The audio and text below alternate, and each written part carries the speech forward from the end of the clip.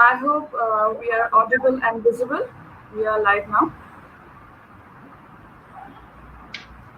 We are very sorry for this delay. Good afternoon, a very good afternoon to everyone.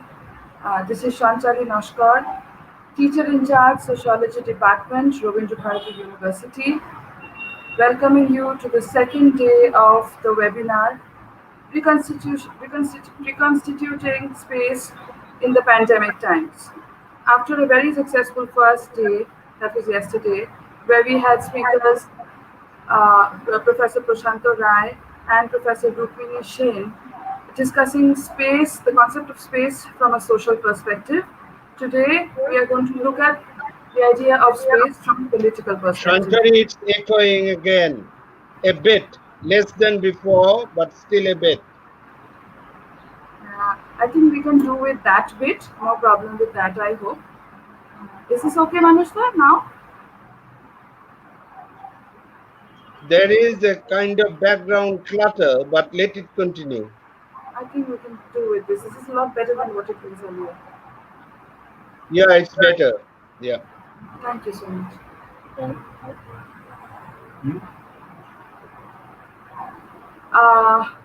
Without wasting much time, I think we're already running late now.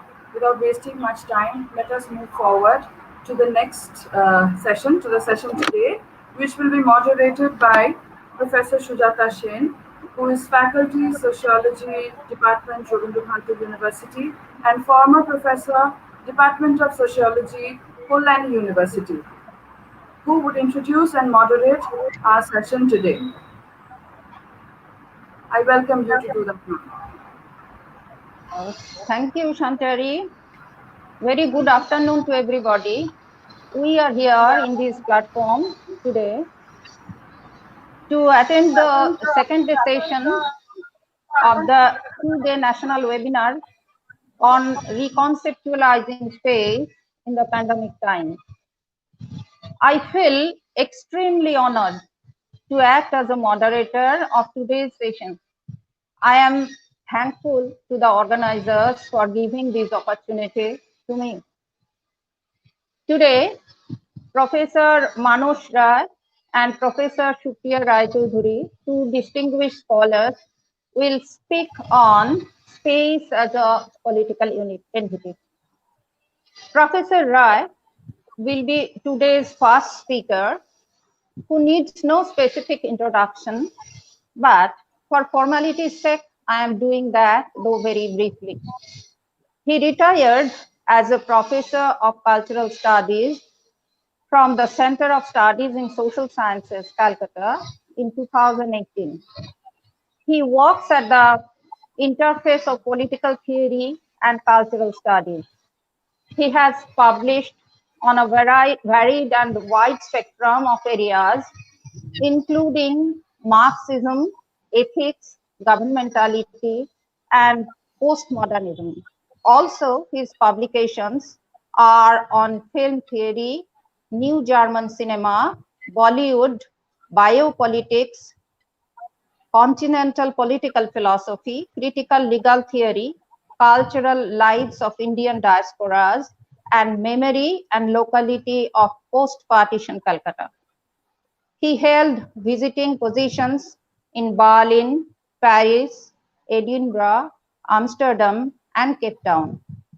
It is a pleasure for us to know that Primus Books is in the process of bringing out this year a 2-volume collection edited by Professor Rai entitled State of Democracy in India, Essays on Life and Politics in Contemporary Times. It would perhaps be the largest collection so far published on democracy as such. Now, not going into any further detail, I am requesting Professor Rai to give his presentation. The title of his lecture is Reading Foucault's Of Other Spaces in Time of Corona.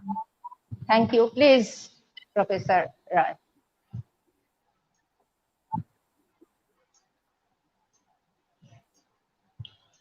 Thank you, Professor Sen. It's a great honor to be here today.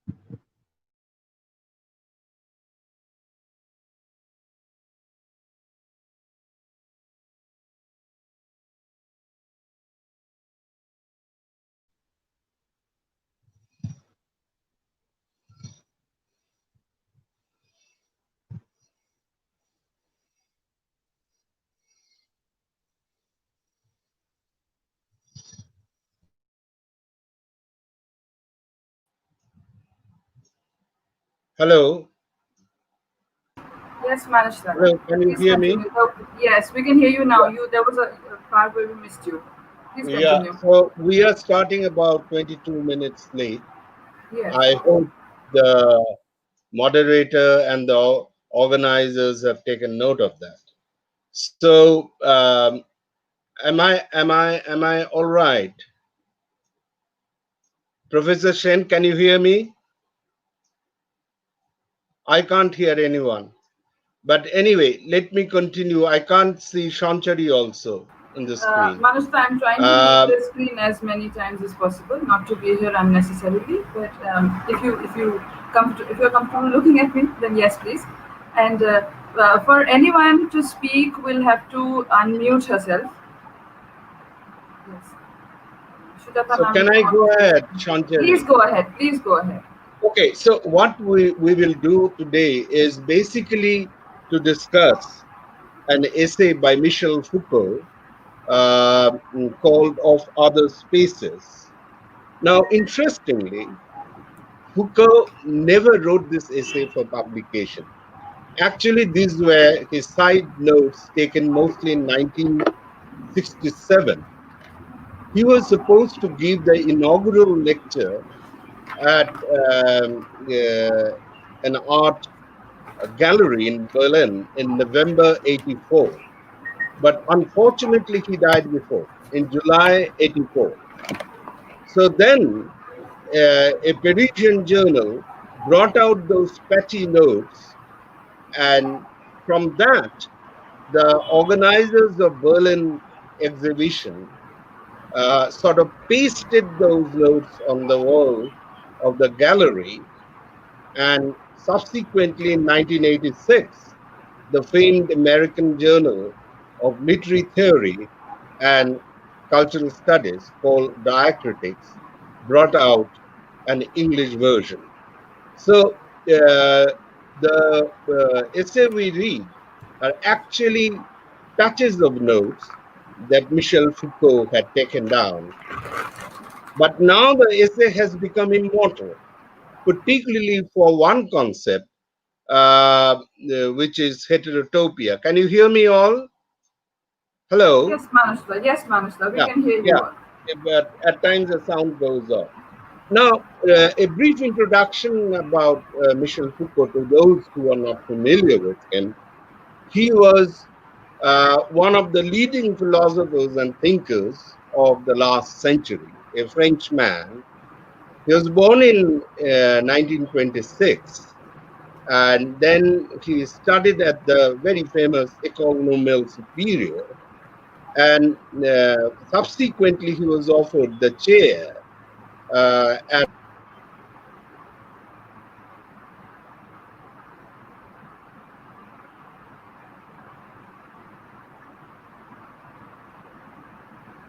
It's a technical issue, I suppose.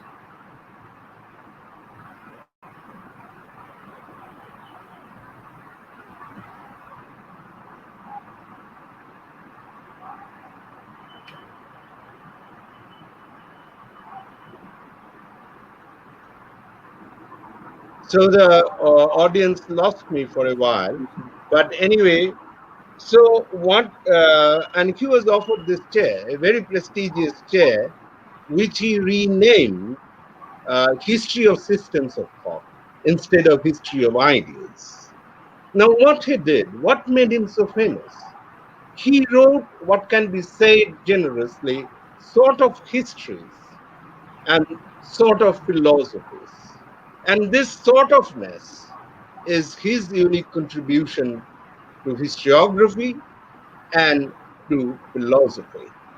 Because And incidentally, let me say, at the moment, Foucault is the writer, the thinker, on whom the maximum number of books are published across the world, as well as articles. And this is a steady trend continuing for the last 20, 25 years. So you can make out how famous he was. But he wrote sort of histories, sort of philosophers, because he thought that philosophy cannot be investigated within the gamut of philosophy. Because if you try to do that, what you do, you inevitably only extend the scope of philosophy. So he tried something very novel. He investigated empirical sites, sites like the prison and penal system, sites like the asylum and the mental hospital, and medical science as such, sites like the discourse of sex and sexuality, as if he was excavating a site of philosophy. So you can make out from here that his main thrust was to show the historical contingencies of ideas and practices that we usually take for granted, that usually we sort of think they are universal. He was a great presence in Paris, took active part in the student movement. He loved his hamburger. He loved the hours he spent at the library. He loved bicycling all across Paris. And that's again, the sound has gone. I don't know whether you are hearing me. We But can hear. yeah, so he used to go cycling all over Paris and so on and so forth. But the main contribution he did was to show the historical contingent pathway, which he will call genealogy, of so-called universal ideas and practices. Now, to get to the essay we are supposed to read today, that is of other spaces, it begins with this very famous slide of Adjunct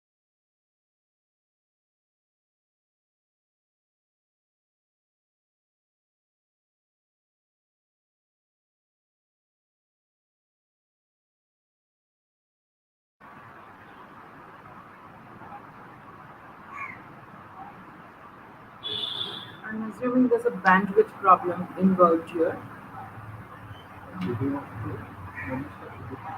No.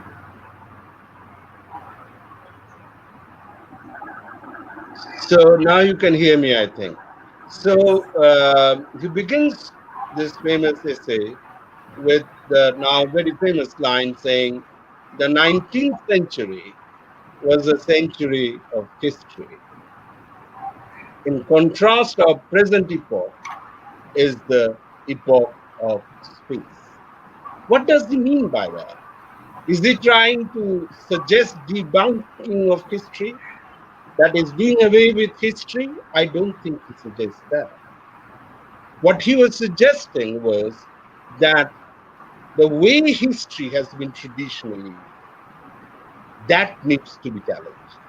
The understanding of history, of development and decline, of continuous progress, of accumulation, and then a cycle of crisis. That mode of doing history is now gone. And in fact, he has a very memorable phrase that he uses.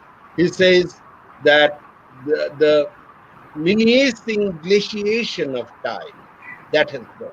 And you understand by this, glaciation comes from the word glacier.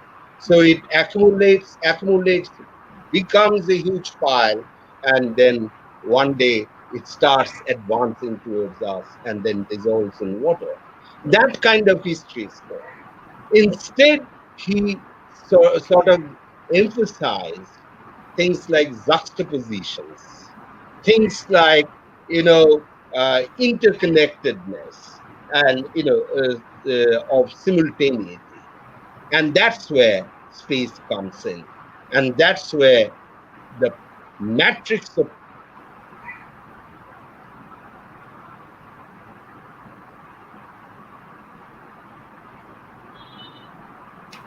আপনি সবার video of করতে হবে, নাহলে ওনার চলবে না।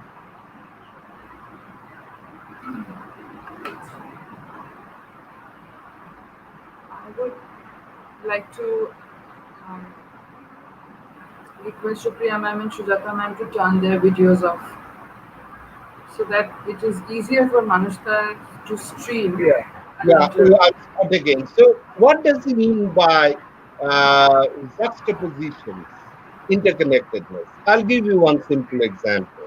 Suppose you have set up a bottling plant somewhere in rural Purulia, and then one day, it collapses. Why does it collapse?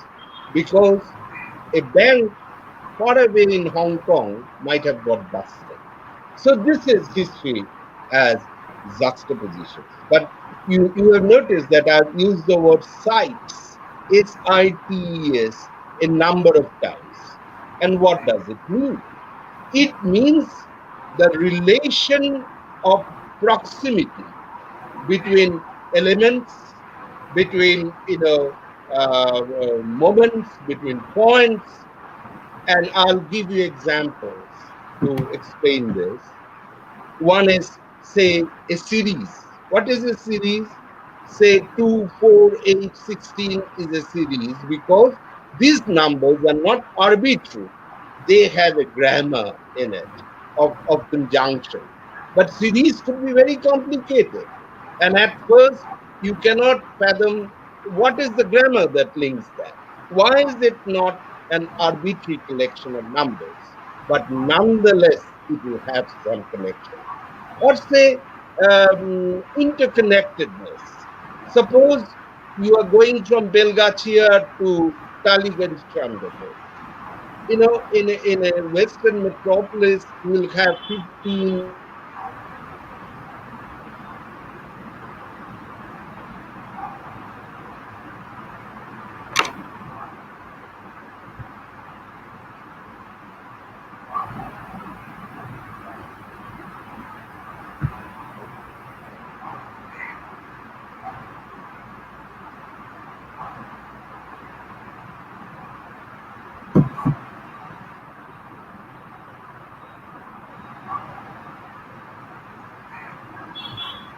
Hello, can you hear me? yes, we were going to. Yeah, yeah. So, suppose you have to go from Belgatia to Taliganj Coimbatore. In a Western metropolis where there is a presence of, say, 8, 10, 12 metro lines, you can take one train, get off at some other place, get a train in another direction, and finally from there get to Taliganj Coimbatore. So the whole city is sort of caught up in a network. Similarly, grid is another word, GRID. That is, electricity grids. In Purvanchal now we have an electricity grid. As a result, if Bengal suddenly goes short on power, power would be provided from Bihar or say from Assam or from, and again it goes on. All the distant points are related through a central arrangement. That is it.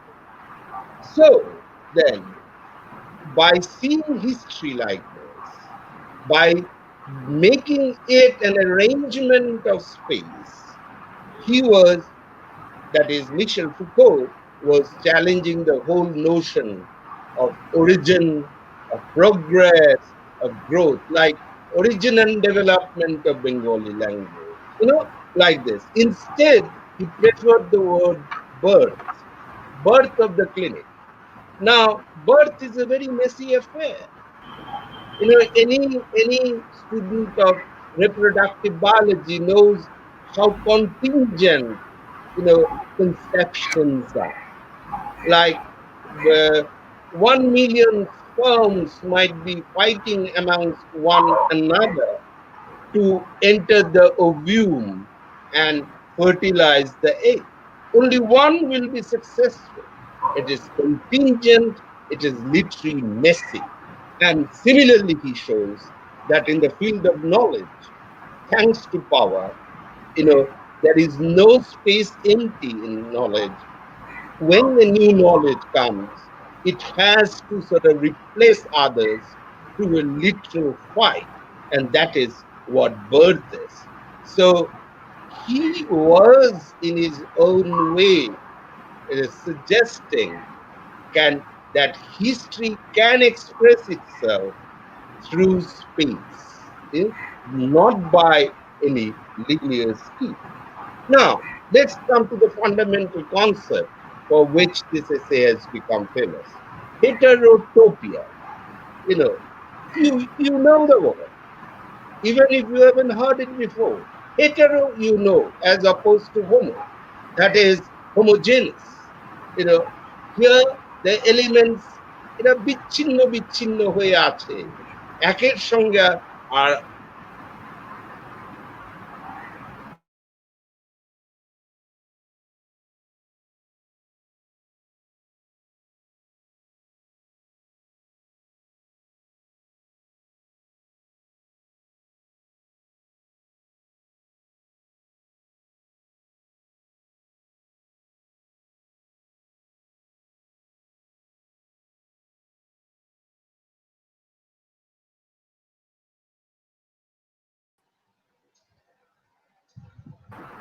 Yes. ইয়া একের সঙ্গে অন্যের তেমন একটা মানে সংযুক্তি নেই। Okay, so I don't know where yeah. So hetero, topia, from topos, that is the plane, the space, an area. Heterotopia. One example. Suppose I see an enlargement in my arm, okay, and I go to the doctor. Doctor says it's a tumor. So what is a tumor? Is it related to the body? Of course it is. Body is the host. But is it identical with the body? No. And if it has a different grammar of organization vis-a-vis the mainstream of the body, then it becomes a heterotopia. Carcinogenic formations are like that. So heterotopia has to have a knowledge order which challenges the order in which it is living.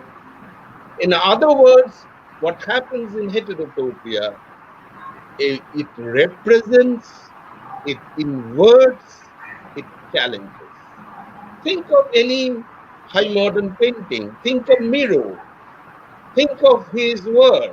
You'll find a man, rested on his head and his legs up. So he's representing, but he's representing in an inverted way.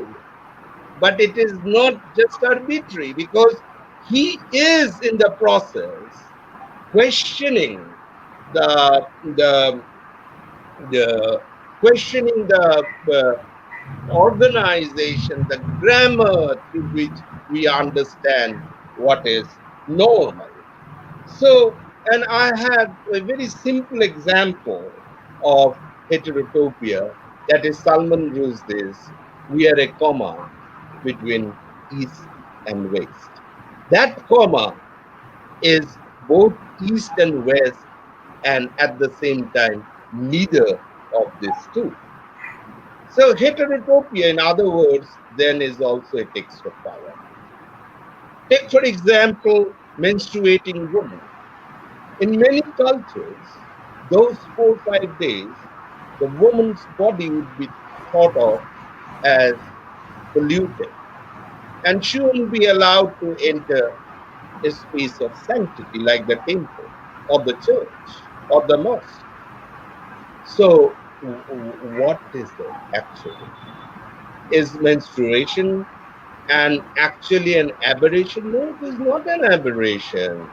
Precisely because of the flow of those 4 5 days that the body can function normally. But in other words, it has a logic of its organization, which is not like the other 25 days, and therefore Foucault calls it, a heterotopic side. And thus he explains the prejudice that concerns that process, menstruation. Similarly, think of brothel. Is brothel part of the city? Yes, of course. But at the same time, it is not part of the city. Even though there is a constant flow, from what would be space outside the brothel into the brothel and out, brothel could be considered a space which is carved in within itself. Now, take us let's take some examples from close to home. In Durga Puja, as you know, there is something called Kumari Puja. Now, who is the Kumari? Kumari is that girl who hasn't started menstruating. Now, uh, in Durga is the goddess of vitality, of fertility. And here you have a girl who is chosen precisely because she doesn't menstruate. In other words, she hasn't entered the reproductive cycle. In other words, she is now at the peak of potency. Another example from Durga Puja. মার বোধন শুরু হতে পারে না যতক্ষণ না বেশ্যালয় থেকে কিছুটা মাটি, বেশ্যার বাড়ির বাইরের কিছুটা মাটি এনে মার পূজা।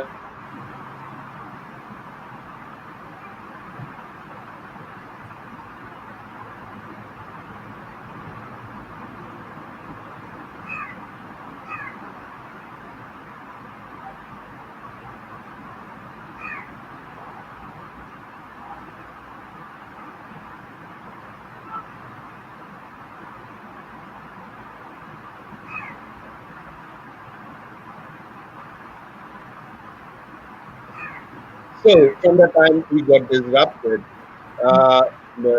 you have to collect some art from outside a prostitute quarter, uh, and that through a process of reversal would give the proper sanctity that the Devi demands. So I would think people never knew of this phenomena, but I would think that such phenomena, like the two-eyed cycle, would qualify as examples of heterotopia. Like, say, if he mentions a story by Bogus, and there he is talking of something called the Chinese encyclopedia. We are used to an encyclopedia which goes alphabetically. Uh, but here, that particular encyclopedia, the arrangement is made like, of animals, like, let's say. A group of animals have been clubbed together because they are emperor's favorite. Another group might have been clubbed together because these are the animals that are used to breaking, let's say, an organ feature. Or another group because they're inborn. To us, it looks completely arbitrary, but to the Chinese at that point of time, and particularly to the emperor, it had a logic of its own.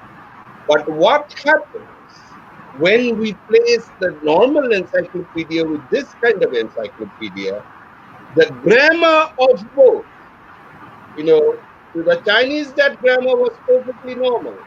To us, the one we know here is perfectly normal. But the grammar being very different, they would, re-question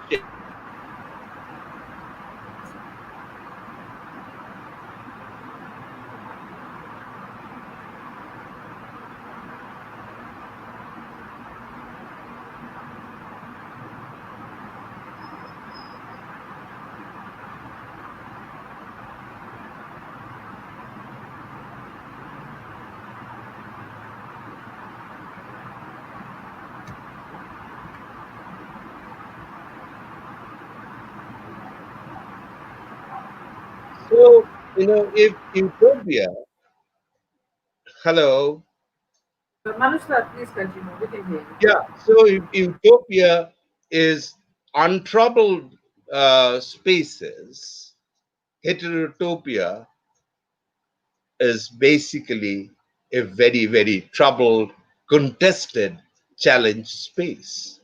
And today's webinar is a perfect example with all the intermittent kind of disruptions that is happening. So we are already in a heterotopic zone. So I'll give one or two more examples of heterotopia, like when a single real space captures within umpteenth kind of floating different spaces. They juxtaposed all those spaces. A very clear example is the theater proscenium arch. You have a steady space, but within that rectangle, you know, people, I mean, one scene might be of 20th century, the next one might be of 21st century, something to do with peasants, the next could be of 15th century, something to do with the cobblers, let's say. So theater becomes a very good example, or the Oriental Garden of Persia becomes another good example, because there at the four corners of the garden, you know, it were this was taken as metaphorically or metonymically better as the four ends of the world. And for each end,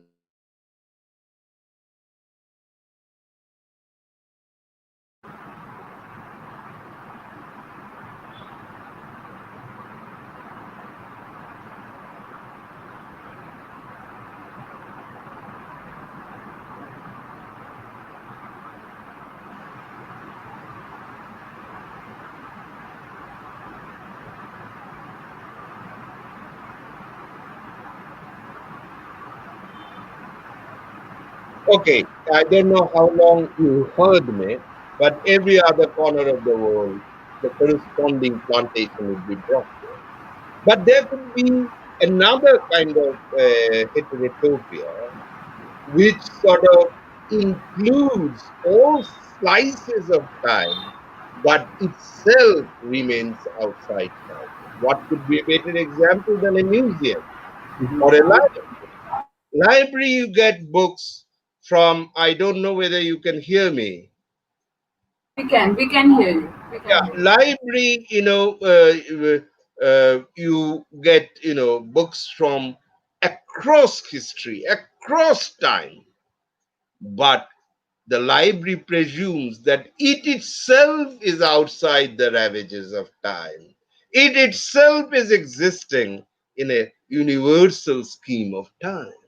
So that would be another example.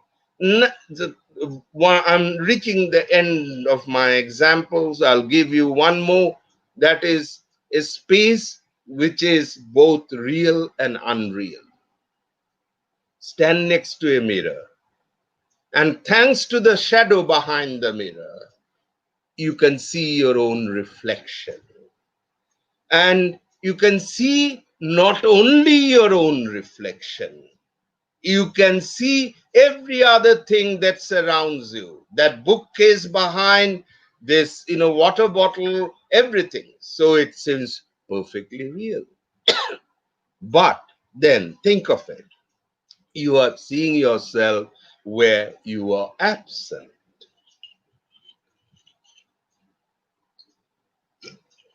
You are seeing yourself through actually a virtual point. Because think of two cones facing each other. You know, this point, the ray goes down on the mirror. This point, ray goes up. In the mirror, I'm inverted. But for me to see, again, this point which was up has to come down. And this point which was top will again from bottom come up. If you have these two pointed cone, it becomes very easy. So it is both uh, real, absolutely real, and absolutely unreal. So that is it. Now, the last example would be of a space which is far too perfect. And Foucault, the example he gives are the Jesuits of Paraguay, the South Central American island, where these Jesuits used to organize small colonies and teach people about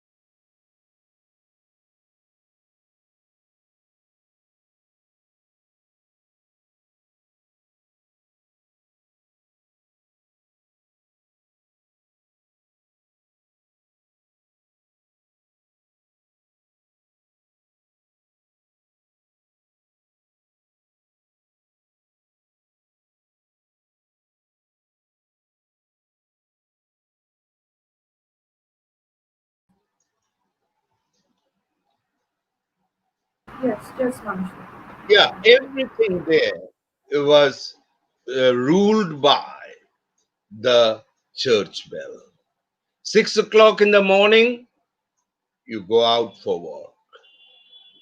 Then the bell at noon, you come back. Then again a bell, you go back to work. Then at 5 a bell, you come back. Then at 6 goes the supper bell. And Foucault adds, at midnight there is another bell for men and women. I mean, he calls that bell marital call bell for men and women to perform their own little private rituals. So now you know that heterotopia is an alternate arrangement of space, but not any alternate arrangement of space. It has a power knowledge logic operating within it that questions the normalcy that we see around us. We think that this is normal. There is no power play in this, what I am saying. There is no power play in the school and its functioning, I'm saying. So heterotopia is there to inform you. Now, Foucault uses this phrase called empty homogeneous time. It is absolutely unreal because any time is heterogeneous. There are lots of things happening. You cannot just pick up one thing, and it is therefore not empty at all. This he borrows from Benjamin. But I am amazed Foucault does not use the principal lesson that Benjamin was out there to sort of discuss. That is the role of memory. Because in memory, in our dreams, in our inner space of our mind, everything is topsy turvy.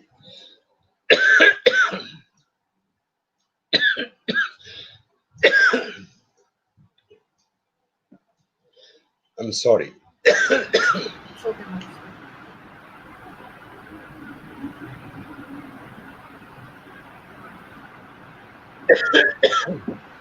Everything is topsy turvy.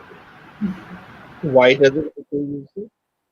My kind of explanation is that Foucault was dead against the phenomenological subject, the, the subject of centralized consciousness. And therefore, he was only interested in the relations, in the power of relations, in the game of relations that we see built in the society, not what we dream. But that doesn't seem a very convincing explanation. Now, for the rest of my talk, what I'll do, I'm sure everyone during the days of lockdown and later is maintaining a corona diary. I also did towards the beginning. And this piece of paper that I'm going to read out today was written on 14th April this year. That is 3 weeks after the corona lockdown happened. And then ask you, and I'll drop enough hints, then ask you to do this for me. Tell me, which are the places where Foucault's of other spaces that you have read or now you just heard, particularly the concept of heterotopia works. So allow me to read out as I'm going to read and also say from whatever I have. But let me begin with a small poem by my very famous, very famous, and I'm very fond of this man. He is Mahmoud Darwish, the Palestinian poet. Just listen to these few lines. Out of one dream, another dream is born. Are you well? I mean, are you alive? How did you know I was just this moment laying my head on your knee to sleep? Because you woke me up when you stirred in my belly. I knew then I was your coffin. Are you alive? Can you hear me? Now I start writing something like this. I wonder what you have been doing with your pair of hands of late. I agonize it's not possible to fast forward 50 years or so to an era when wistfully, people can take off their real hands at will and put an artificial pair instead and again revert when they want. Should that have been possible, one could avoid this wash your hands sermon that one hears every time one rings one calls someone as a recorded message or in evening televisual pontification. Now then, I told myself, wait a minute, you're stupid. It's not the hands that are the heart of the problems, it is the touch. And that makes it a very different script, very complicated and insidious too. Could one ever imagine that our invaluable pair of hands, which lent us our species definition as Homo faber, Homo favor, you know, Homo human, favor from fabrication, one who fabricates things. And how can you fabricate things without your hands? That our invaluable pair of hands could become our main vulnerability today.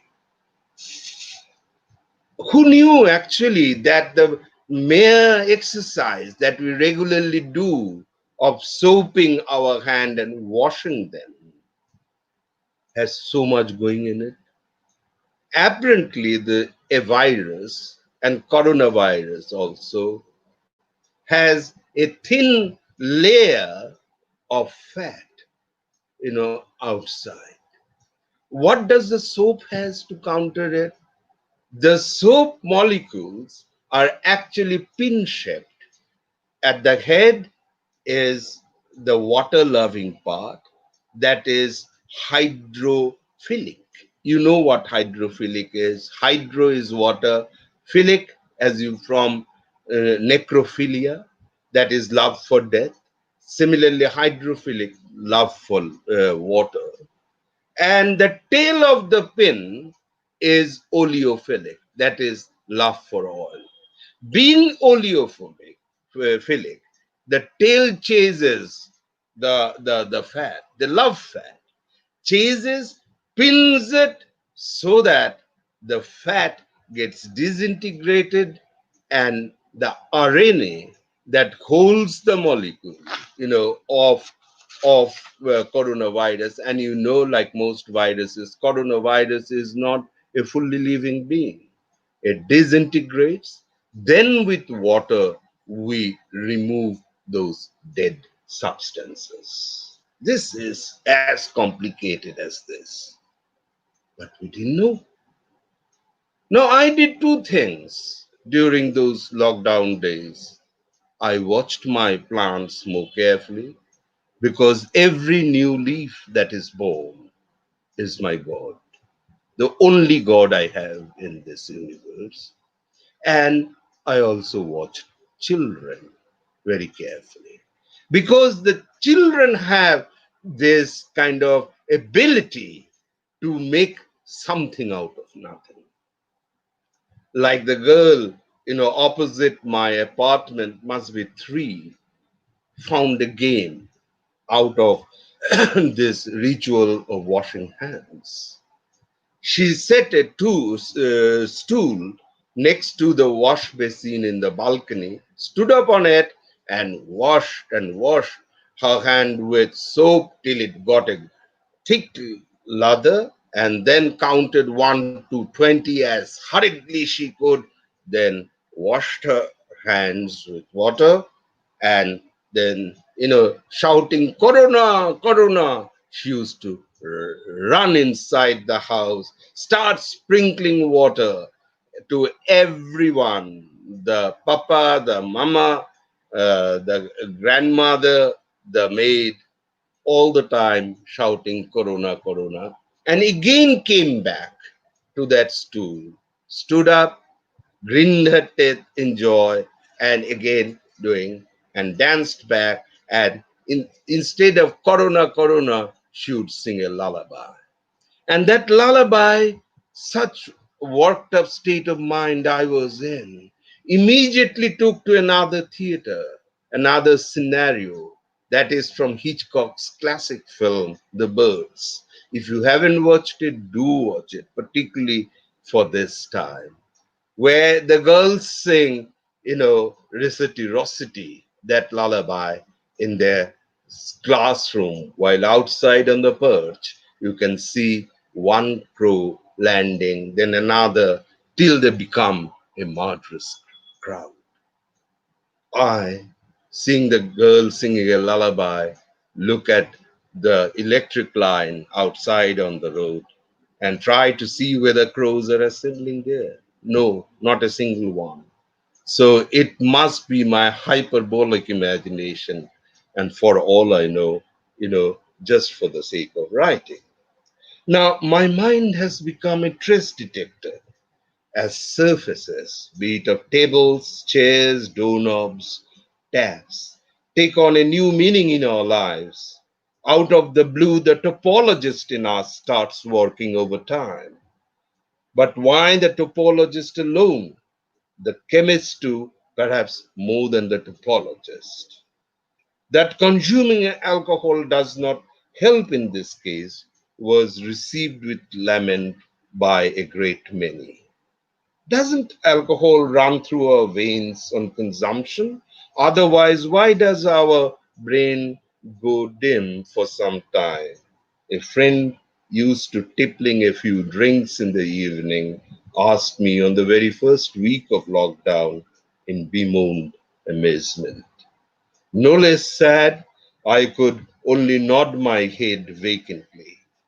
A close relative, biochemist, physiologist, and sort of know all, made a lethal brew of a whole jar with carbolic acid liquid mixed with some herbs, and I was sure that once poured on the floor, it will keep that nasty little brat out for at least 24 hours. As for me, as sanitizers went out of the market, which they did on the very first day, including Dettol antiseptic liquid, I started using a glass cleaning spray on my hand, my keyboard, my keys, which are tucked into my trouser pockets. And now, because there is no going out, trousers have departed from my life because In India, like most men, I'm used to wearing pajamas or something of that kind.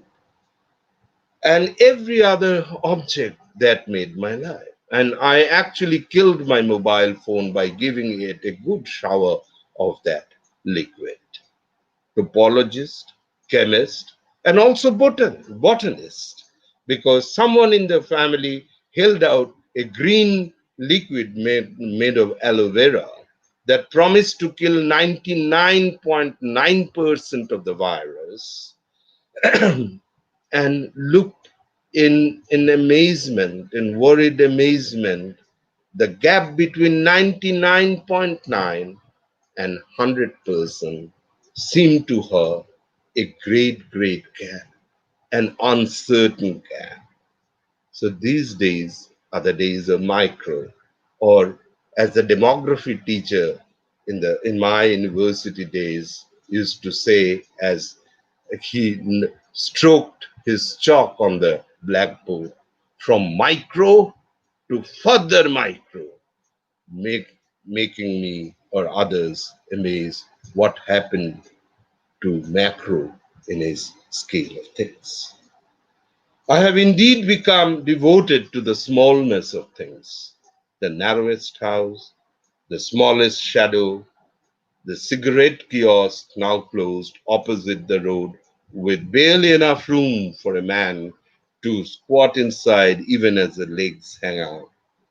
My room has become a sealed glass box, more for seeing than inhabiting, a heterotopia in a true sense. I've become a spectator of myself and everything that is mine. I should be possessed with the idea of caution, I tell myself, and I do enact in very many trivial ways, but can't help, escaping a funniness to everything I do. Can't help thinking that the cautiously girded, small little square of space that I inhabit, that is my room, is nothing but a bubble. I try to hide and ask and smile from me. I'm not there at what I do to save myself, and I can't help it. Little feels substantial. I sense exotic jonso, that is, an exhilaration, hilarity even, at the sudden newness of life, the extra gravity that every casual gesture has acquired. For sure, there are moments of depression, at times extreme, when the day seems like an unfilling flesh of a paralytic limb, without texture, without the slightest ripple, without tomorrow. Long back at the beginning of European modernity, the English philosopher Thomas Hobbes characterized the city, that is, the civilized space, by its antinomy, which he called the state of nature, wild, aberrant, which can erupt any time in the heart of the city. The words he used were stanquam dissoluta, as if they were dissolved. He was, to carry words from Foucault, demarcating a heterotopia at the very definitional heart of modernity. Touching a colleague's hand for a handshake or hugging a friend from the distance acquires a platonic glow about it. All gestures of cordiality, now in its disembodied space, looks like so many images on parallel mirrors, tossed between zones of the real and the unreal. The more physical touch recedes, the more we realize how fundamental touch is in the language of communication. Big parts of our brain, you know, are devoted to making sense of touch, and our skin has billions of cells that process information.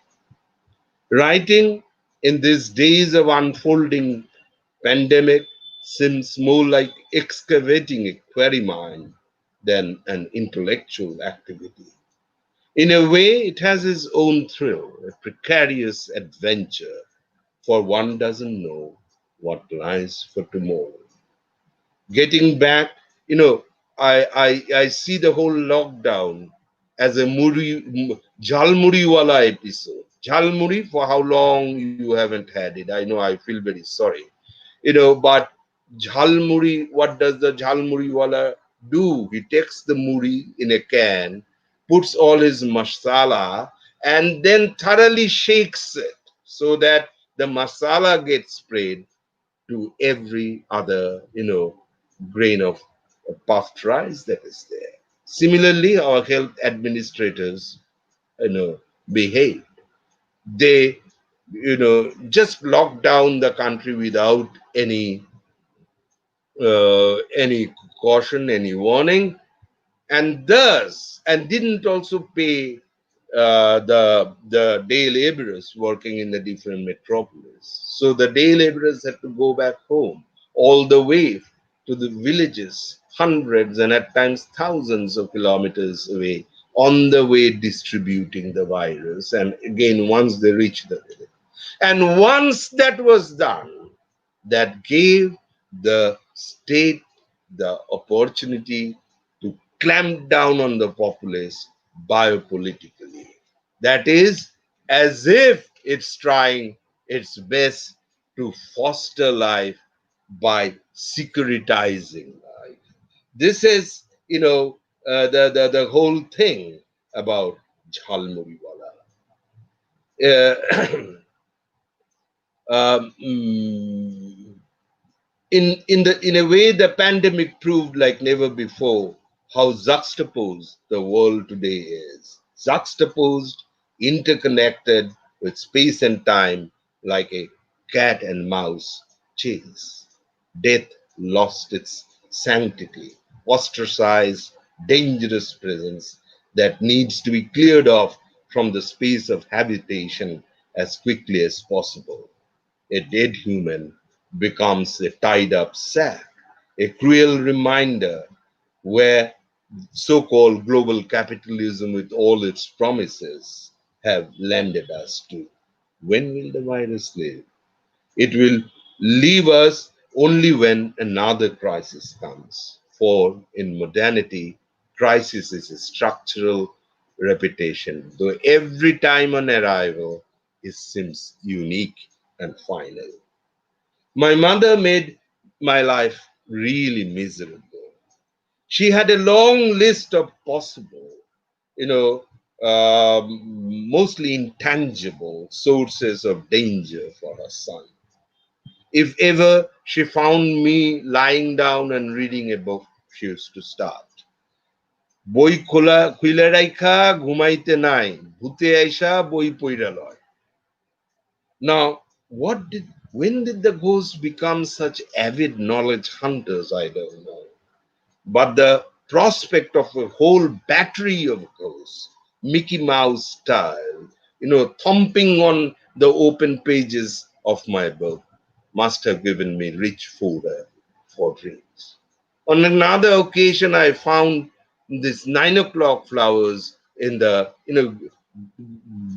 glorious kindly blooming in, in the winter morning sun, in a shrub outside my house.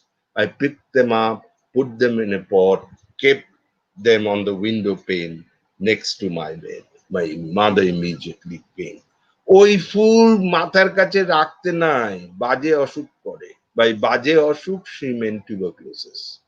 But she wouldn't, dare to utter that name in any proximity of her son. But as I entered college, all these fears, these unknown fictitious fears, started disappearing as fear achieved a cartography, explained and thereby rested by science. But today, it's again the same kind of, fear, intangible, omnipresent, is back, and always calling for, explanation, Explanations are coming from all across the globe, but none seems to satisfy us.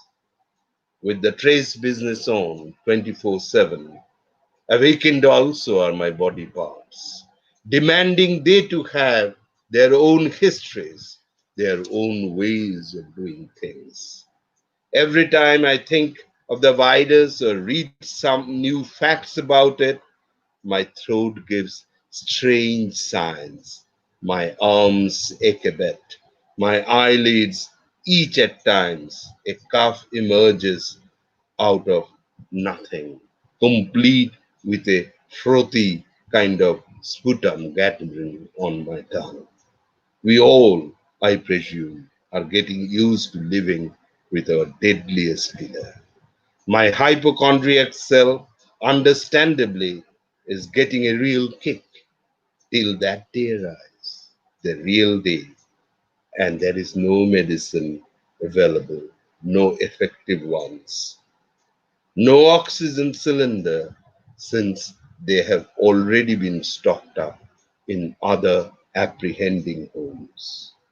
When are the good souls of Oxford or wherever it is going to receive the manna from the sky? I can't wait any longer. I want to buy my small bottle of wine, have aloo chaat on the road, or just laugh plainly without reason, without worrying about my invisible life taker. A mosquito flies past, forlorn and neglected. It's waiting for the rains to set in properly. I end with another small few words by the same poet, Mahmud Darwish, and I must acknowledge the poet Shurmila Ray, my friend, who brought me in touch with this few lines. She says, when are we going to meet? I say, after a year and a war. She says, when does the war end? I say, when we meet. Thank you very much for your patient hearing. I hope, Shanchari, you have been hearing me. Yes, yes, that was very poetic and that was very nice. Um, And I didn't take more than 45 minutes if you exclude, yeah, if you exclude the interruptions. Thank you, ma'am. Thank you for being so considerate for us. I request Sujata ma'am to kindly come and Uh, open her yeah, mic, yeah. camera also. Thank you, sir, for such an enriching lecture. Please take the Actually, we camera are and very sorry. We beg apology because the lecture flow is continuously interrupted, at least at the initial level of the lecture. So I do not want to waste any more times. Only two things I can mention, then we will ask questions from the audience. Actually, we have been carried over to the Foucauldian world of other spaces, and also its relevance to the current pandemic situation. You have mentioned many detailed things, utopia, heterotopia, and these are very sounded very Can't clearly. hear. And there are issues quoted with philosophical underpinnings, but you, sir, present this in such a lucid manner, citing examples at every point. So we are very much thankful to you. And now I invite questions from the audience so that you can reach the whole of audience. Those who fail to understand, those who have questions, they can hear your interactive session. So I invite questions from the audience. ma'am, Thank if you, I can. Sujata. Sorry if I could just say that since Manusha's Welcome. conversation, I will talk It just. was a very wonderful present. না, সুজাতা দিয়ে একটা অনুরোধ আছে, যেটা আমার ছাত্রছাত্রীদের আমি সবসময় বলি, ইভেন দো ওরা আমার নাতি নাতনির বয়স, আমি বলি স্যার ডাকবে না আমাকে কেউ, আমি কারো স্যার নই, কারো বাবু নই, কিচ্ছু নই, আমার নাম মানুষ দা, আমি ওইভাবেই পৃথিবী থেকে চলে যেতে চাই। আচ্ছা, my request না now ঠিক is আছে, এটা আমারও মনের মতো কথা। I have a small request to So, make. That is, we any have not questions, received any. Sanchari? No, ma'am, no.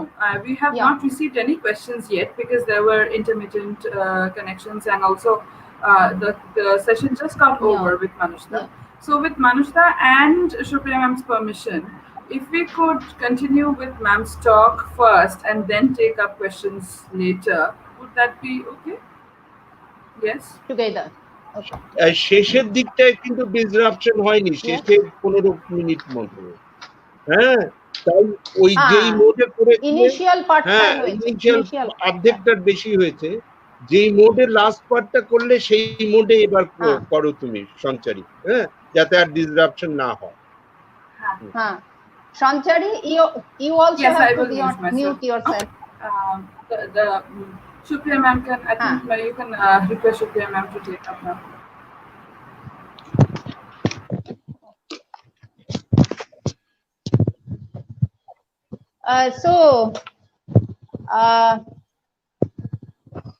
Our second speaker today is Professor Supriya Chowdhury.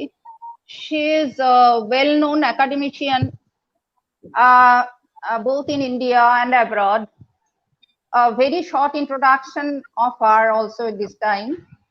Professor Chowdhury, an eminent scholar, had her education in the premier institutions like Presidency College, Calcutta, and then at Princeton University.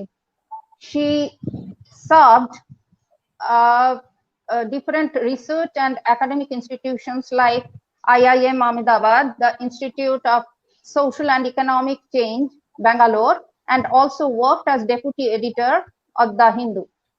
At present, she is an adjunct professor at the National Institute of Advanced Studies, Bangalore. She conducted research on the impact of globalization on labor, informal work, and urban poverty. She contributed quite liberally to many prestigious journals and magazines and periodicals like Third World Quarterly, Pacific Affairs, Journal of Development Studies, Economic and Political Weekly, the Socialist Register. To her credit, she also has led research projects supported by the National Foundation of India, New Delhi, ILO, New Delhi, the ICSSR, the Institute of Developing Economies, Tokyo, and the Planning Department, Government of Karnataka. So with this brief introductory note, I request Professor Chowdhury to deliver her lecture now. Her topic today is The Home and the World, Competing Constructions of the Spaces of Migrant Labor. So please, Professor Chowdhury. Thank you very much, and I'm grateful to have an opportunity to be here. After the talk that we heard earlier, I don't know what else remains to be said. It was so interesting and so stimulating and so sort of panoramic. My talk is much more narrower in scope by comparison. But I think it's very interesting that, you know, the whole concept of space is used in very different ways across the social sciences disciplines. For example, Professor Prashant yesterday, in his presentation, used a set of words to convey how the meaning of space can change with the introduction of these words into our universe, as the words assume a different set of meanings in the present context. And today we also heard Professor Manoj Roy talking about the multiple ways in which the whole concept of space has actually been transformed in the context of the pandemic. Now, the discipline of political economy in which I basically work has used space in different ways as an integral part of the concept of the social relations of production, and more specifically as the domain where economic actors and relationships are produced and reproduced. Today, I will be talking about migration in the context of the pandemic. And space is particularly useful in conceptualizing this problem because space informs the understanding of migration in a dual sense, as the land and rural surroundings which can no longer sustain communities, and secondly, as the urban space which creates and recreates a new set of vulnerabilities for the migrant worker, be it occupational, be it related to housing, health, and so on. So we see space as the domain which structures economic marginalities and deprivations. Moving on to the pandemic, and I will actually cut short my talk because we had spent so much time in the beginning trying to adjust the speakers so on. So moving on to the pandemic, we are now in the 5th month, and there have been many conflicting and competing numbers which have been flying around of the number of migrants who have been dislocated. So skipping that, one of the more reliable estimates of the numbers has come from the well-known JNU demographer and economist, Professor Amitabh Kundu, who has said that about 22 million have been dislocated from work, as well as from their accommodations in which they stay in the cities. And of this 22 million, of which 12 would return to their original points of residence, that is in their villages, the rest would remain.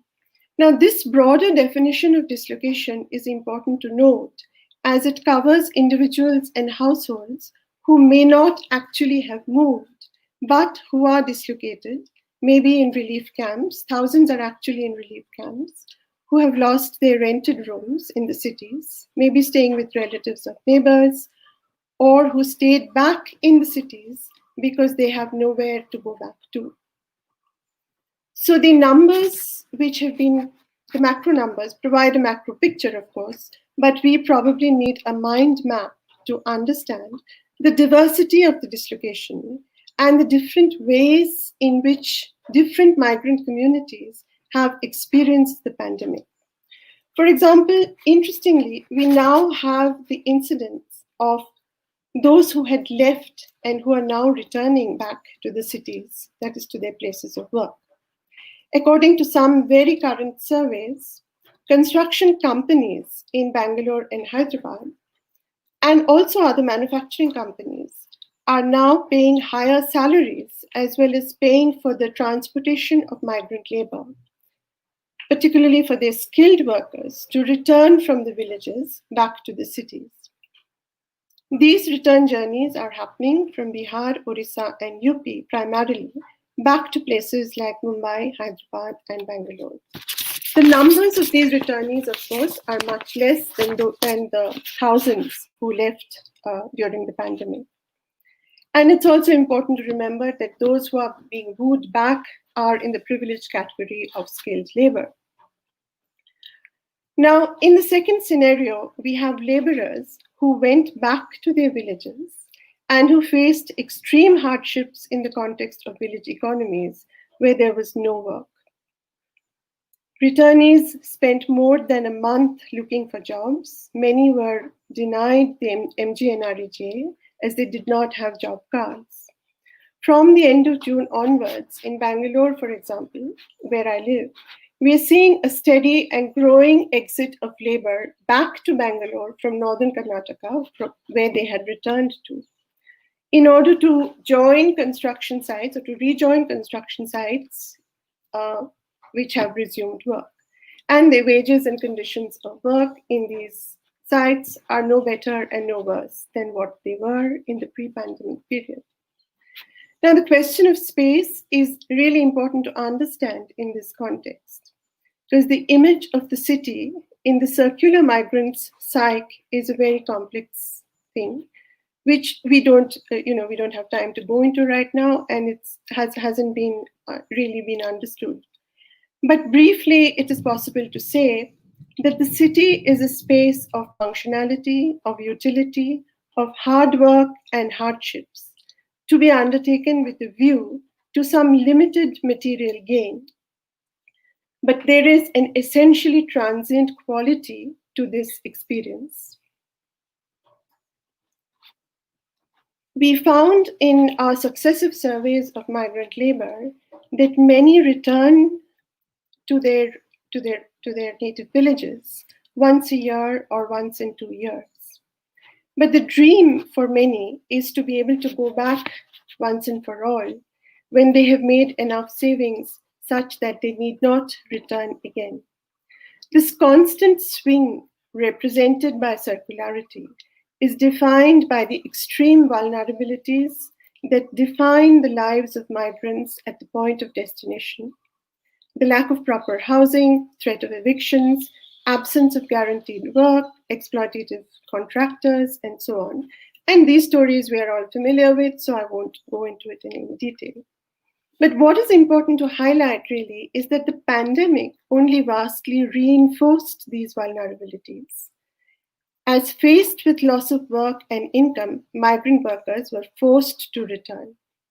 So the city, viewed from the migrants' practical lens of functionality, became a space of potential disease and extreme deprivation, from where one has to flee, one has to undertake an arduous journey in Shramik trains, buses, or on foot. At the point of origin, which is the village or the home, this point of origin reappeared in the migrant's mind or in migrants' lived experience as one where there is, again, no work and no food. The subsequent phase, which has begun and which I have talked about before, is the returning to the city with or leaving with their families or leaving their families left behind. Migrants are gripped by the fear of the disease. So the representation of space, both at the point of origin and at the point of destination, has been overturned completely by the pandemic. How do we actually understand these ongoing processes?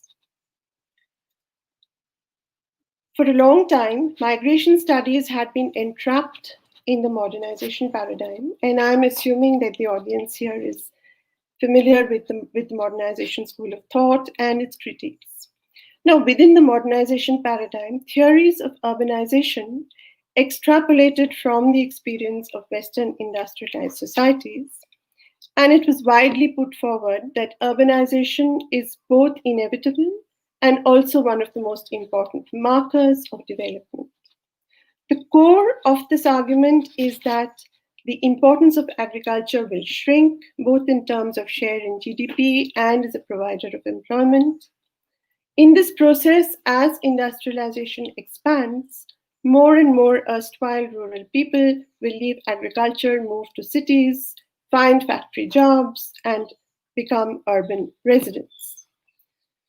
This is known in economics as the structural transformation of the economy, which has happened in the West, which has happened in Japan, in newly industrializing East Asian tigers, so on and so forth. There is a huge debate around it, which of course I don't go into here.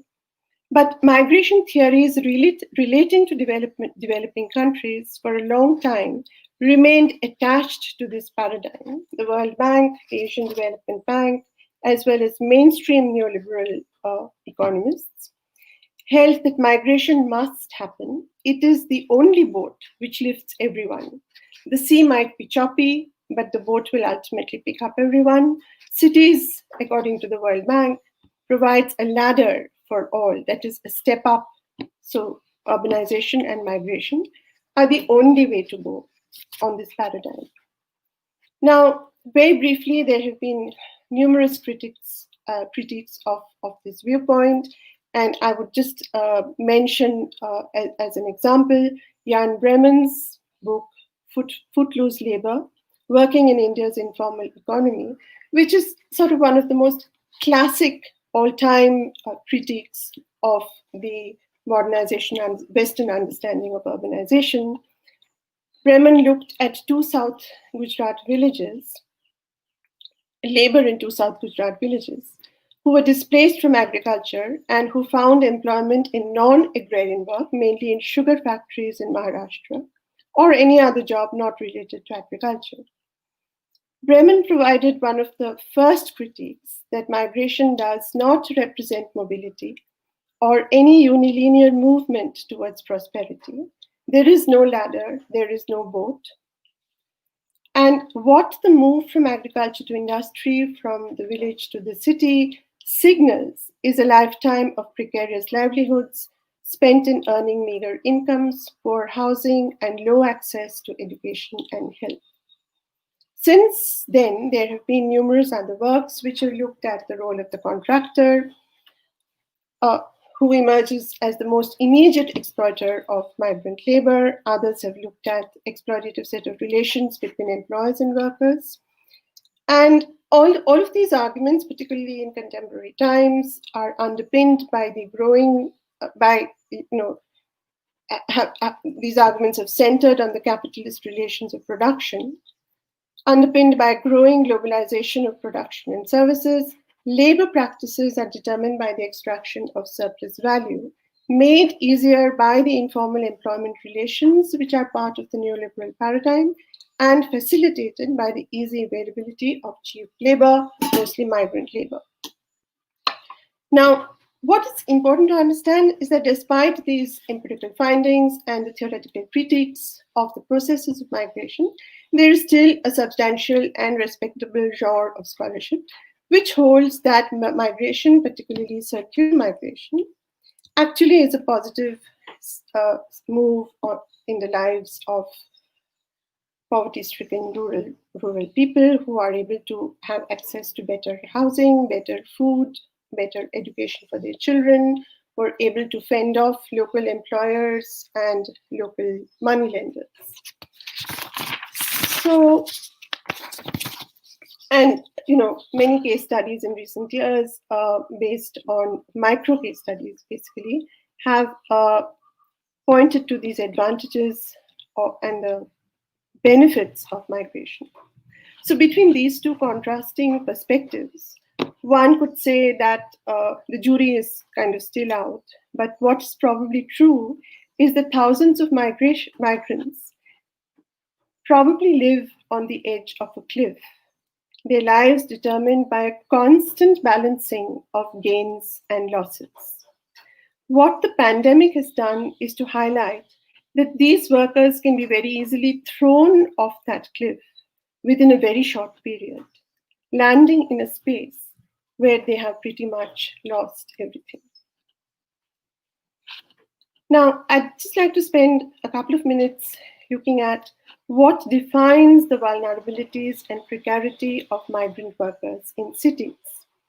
And going back to modernization theory and the Western experience with industrialization, factory jobs in cities were the typical destination of rural folk displaced from their traditional agricultural and related occupations.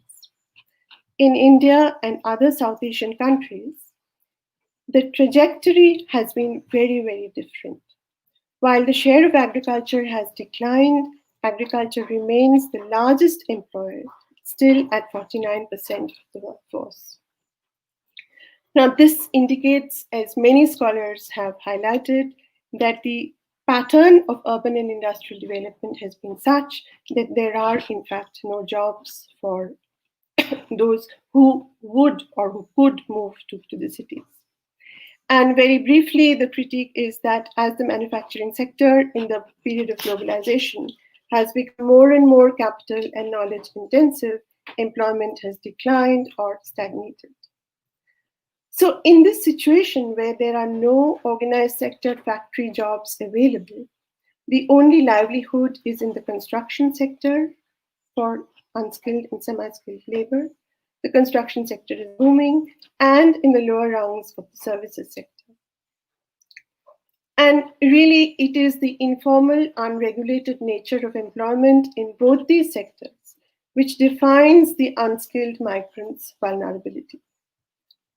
The pandemic hugely exacerbated these already existing vulnerabilities, but it would be a mistake to think that the pandemic created these features of the migrant's life.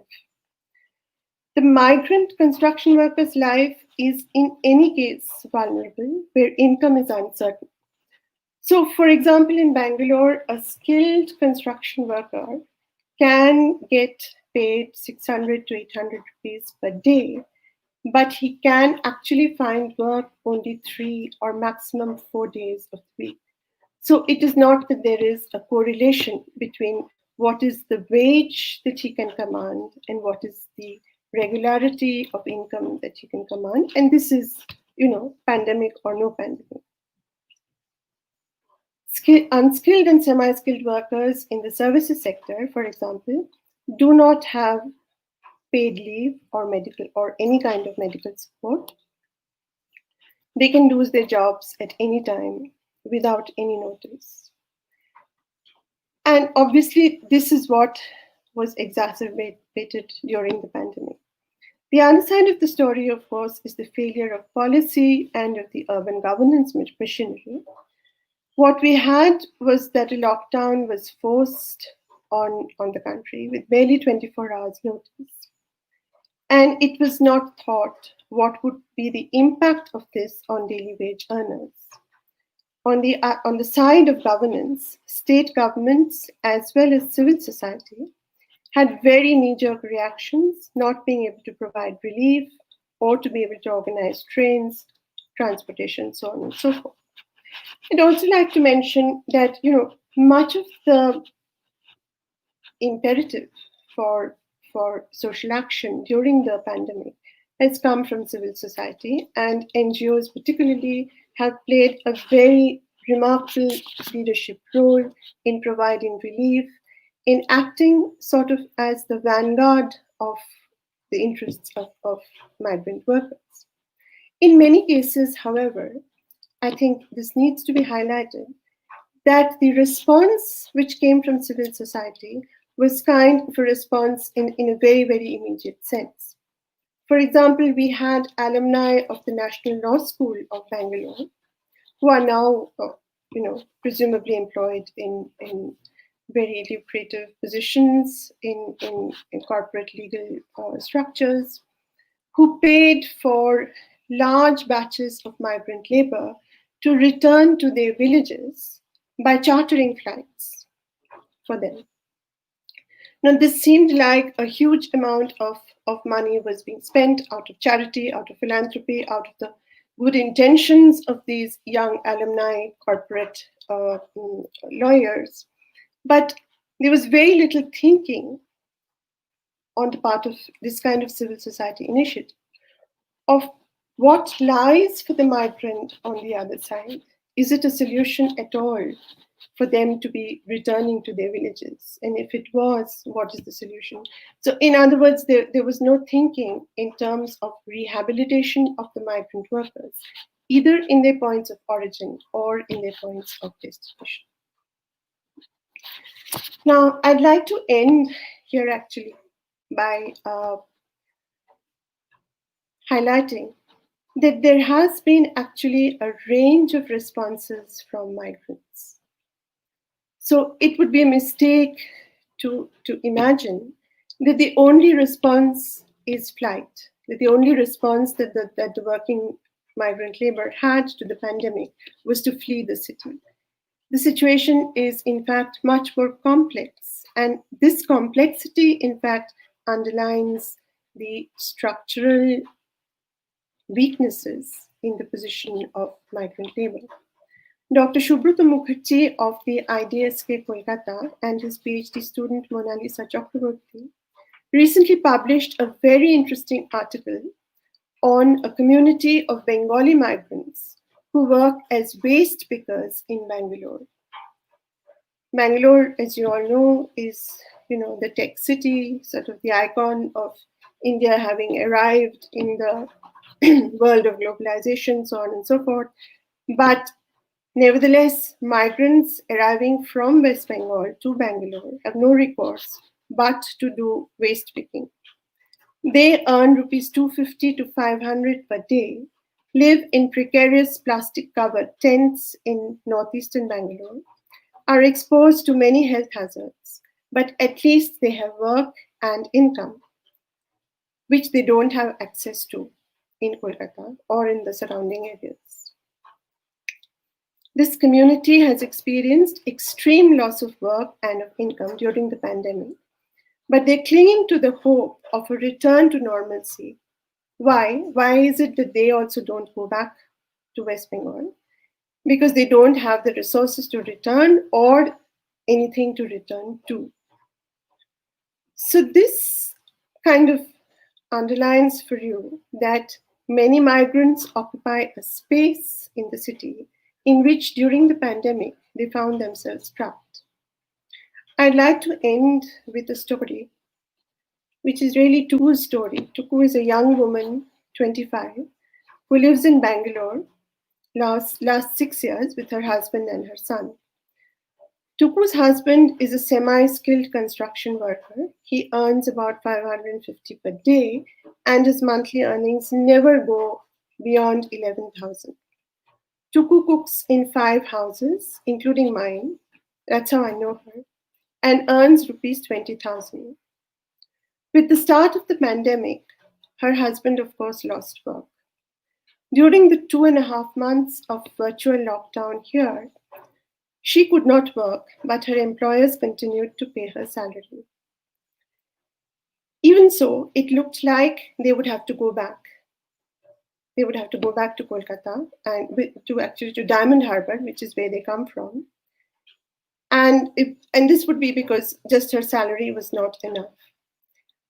I spoke to her a few times on the phone during the 2.5 months of lockdown in Bangalore, when every time she would say, "Didi, amake jeno phire na jete hoy." This was her one repeated point of anguish. And I would try to calm her down by saying, "Phire geleo kichu na kichu to pabe." Every time the conversation ended by her telling me, "Didi, deshe kichu nei, deshe kichu nei." Court then, Tuku is just one example, but because she works for me, I got to know her very closely. So my point is that caught between these two spaces, where the city pretty much looked like a space where livelihood was all but lost, and the rural areas from where they come, where there was no livelihood at all in their experience. The typical migrant worker, whether from North Karnataka, whether from West Bengal, Orissa, or UP, now find themselves in this very peculiar position where they're looking at a completely uncertain and unstructured future. Thank you.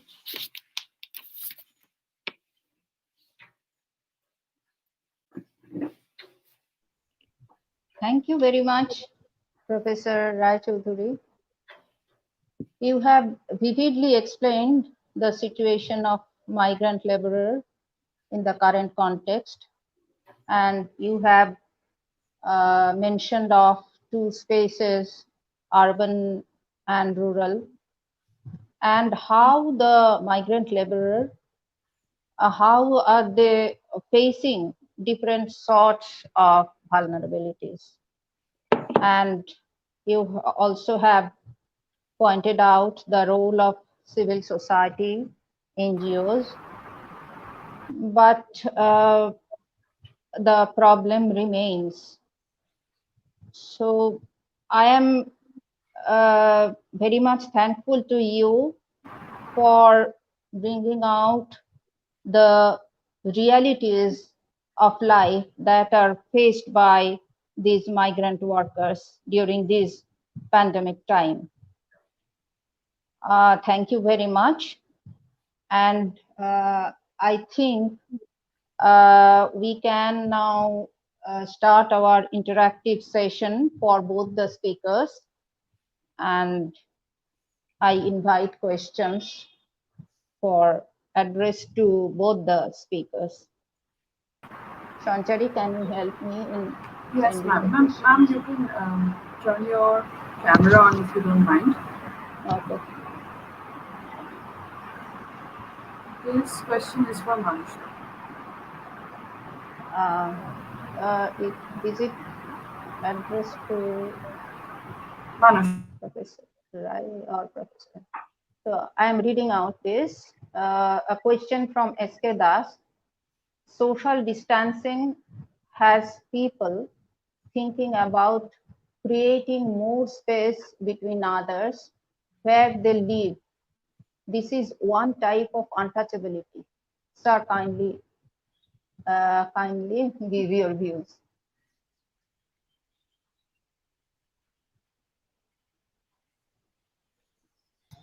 What should have, and particularly in a country like India, this becomes extremely significant. What should have been termed as physical distancing becomes social distancing. Because our rulers think in a casteist mode. Okay, this is more or less true in other parts of the world too. In America, again, because there is this structural predominant racism, social distancing should have been called physical distancing. Now, there is another part to it. Remember, I am of the firm opinion that India doesn't have a working class. Okay? It seems my battery is going down. I don't know what to do. Mm. Manush, while you are connecting your charger to your No, no, device, no, no, it's there. okay, good. You don't Oh, allow. oh, Okay, please, so please, please continue. yeah, so what is happening? Can you hear me? Yes, we can. We Yeah. can. So India doesn't have a working class. You have to remember this. What we have is laboring castes, because 90% or 95% of what we call Indian working class actually comes from Dalits and also OBCs. So, that makes it a huge difference calling it laboring castes, because to say a Bhangri and a scavenger is not the same as saying a Bhangri and therefore a scavenger. Okay, get the difference. Now, if you go to any slum, social distancing is not possible because there are 10 bodies in a 10 by 10 space, enclosed space. So this whole thing is a gimmick. Okay, and nothing would have happened in India if, as early as 7th February, when incidentally Rahul Gandhi wrote this letter to the Prime Minister, international flights would have been stopped. Full stop. That wasn't done. And as I said, it was a jhalmuri making process that went on. And India's economic and social vulnerabilities being what?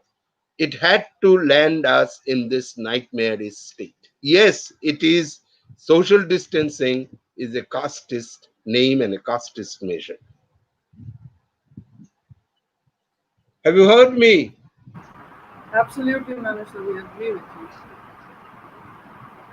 So the question that follows right after is this.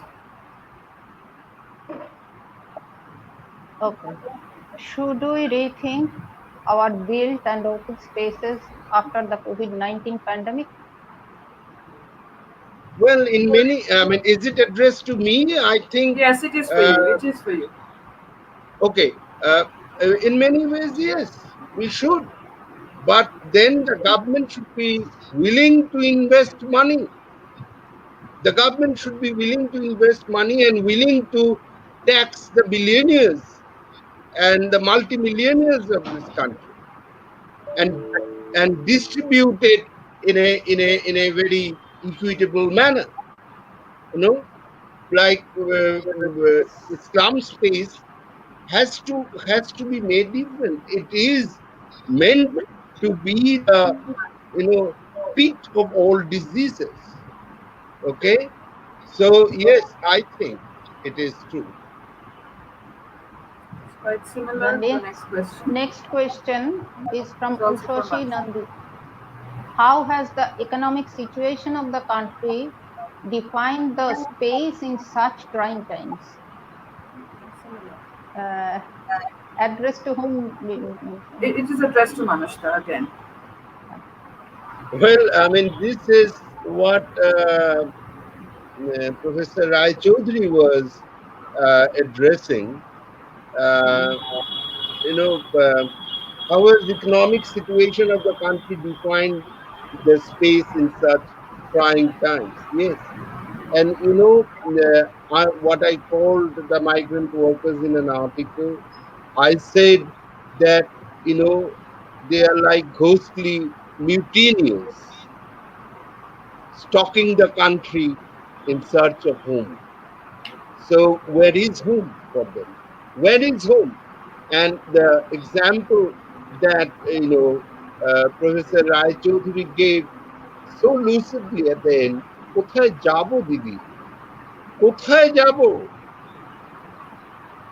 এখানে চাকরি না থাকলে থাকতে পারবো না, আর দেশে চাকরি নেই দিদি, কিচ্ছু নেই। তার জন্যই তো এত দূর দেশে এসেছি। And just think, of what a migrant.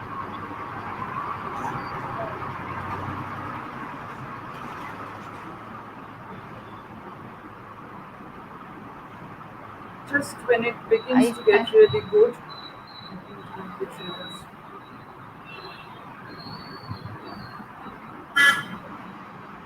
I think his battery has.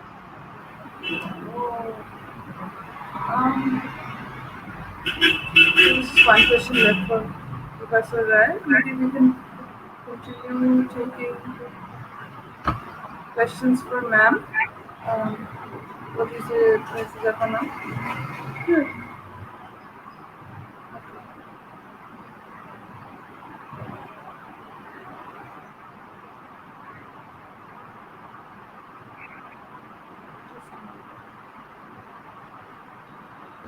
This question. I think S.K. Dash again.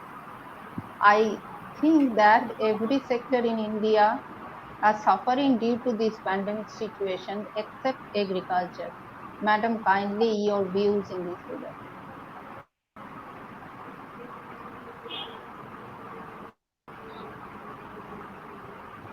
I think it's a tough question, because it would depend on how we define suffering due to the pandemic situation.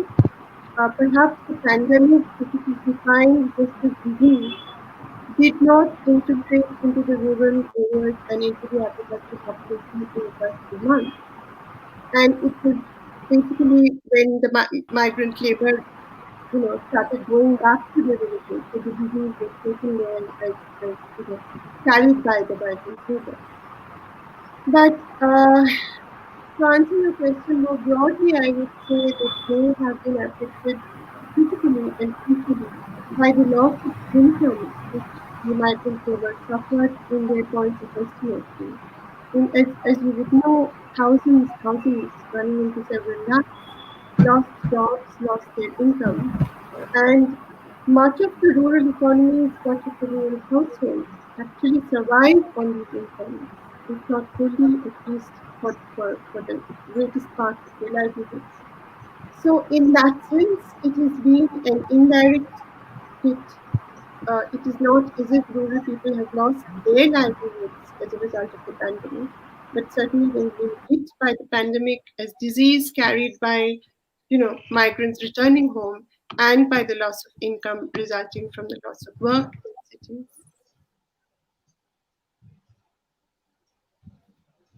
Any other question?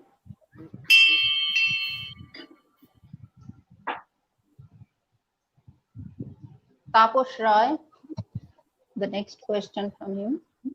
We speak about migrant laborer.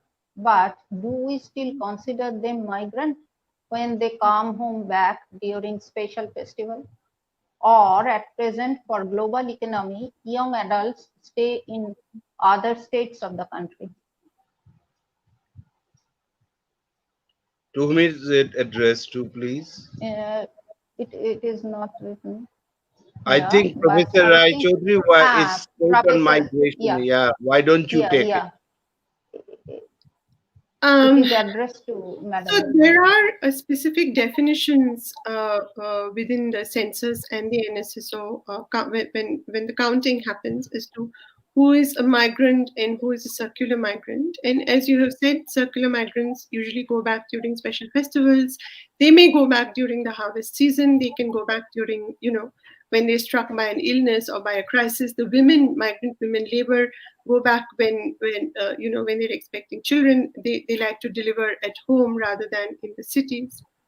So they are definitely considered as migrant labor if they spend more than 6 months at the point of destination. And circular labor is a concept that we work with very frequently, because you don't actually find recent migrants staying in the city for more than a few months at a time. So circularity is given in the construction and definition of migrant labor. Present for global economy, young adults stay in other states of the country. So, for example, young adults, I think you mean educated, skilled, technically skilled persons who move to other states or other cities for jobs. Definitely they would be considered as migrants, but there is an intuitive distinction between skilled, highly educated, professional persons who move to other cities to pursue a profession, as opposed to migrant labor, who are typically defined as unskilled or semi-skilled, and who are at the bottom rungs of any occupational hierarchy, whether in services or in manufacturing or in construction. Could I add a word to this? Sure. Yes, definitely. Yeah, I mean, in continuation to what Professor Chowdhury said, you see, in the debate of around CAA, what didn't come up actually is in the question of transborder migration. Many studies have proved that, particularly among the Muslim community, there are those who regularly come to India and then they go back. Okay, because these villages are very porous, but they wouldn't prefer to have an Indian passport. Simply because they don't have an Indian passport does not mean he or she is not living here, like for, let's say, the bulk of the year for many years, because the passport has a different meaning attached to identity. Okay, so that should be taken into account, I think. Yeah, thank you. Exactly. Ma'am, we have one question from one of our students. If you will kindly take it up. Shumana Pramanik. Ma'am, migrant, yes. This is your voice. Are you saying something? No, ma'am. Ma'am, migrant workers are being discriminated against at this time. What do you think? It's just migrant workers.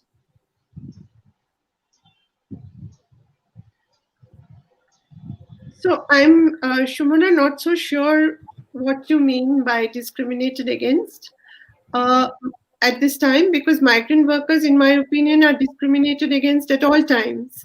And as Professor Manush Roy said, that there is no working class, there is only a working caste. And there is, the question of discrimination against lower castes is such a huge issue in the country. So at this time, migrant workers may be discriminated in a very specific sense as they go back to their villages and they are seen as carriers of the infection. So in that sense, definitely there is a kind of physical distancing and of social isolation, which probably they have not experienced in their villages of origin before. There is also a subtle disadvantage that a migrant suffers at this time when he or she, mostly he, goes back as someone who has lost his source of livelihood. Because the migrant worker who works in a city is seen in the village as someone who's at least partially successful, who has found work, who saves, who sends money home, and on his annual or twice when he comes back home annually or maybe once in 2 years, he brings gifts, so on and so forth. It's kind of a nice homecoming for the migrant worker. From our surveys, recent inquiries, what we learn is that that sense of homecoming or that sense of home being a comfort zone is now completely lost as the migrant worker finds himself in a situation where he's not anymore carrying money or gifts, he's rather potentially carrying the disease. So in that sense, there is a certain subtle discrimination happening against the migrant worker in his village of origin. I'm not sure how this extends to discrimination in the city, except to say that there is this huge loss of work and of income, and we do have on our hands this large mass of workers now without an ostensible means of livelihood. And what does the state or what even a civil society, what is it that they do with this huge mass of workers? So it's kind of an unknown space in which both the state and society have been placed vis-a-vis these workers. There is an unknownness about the whole thing.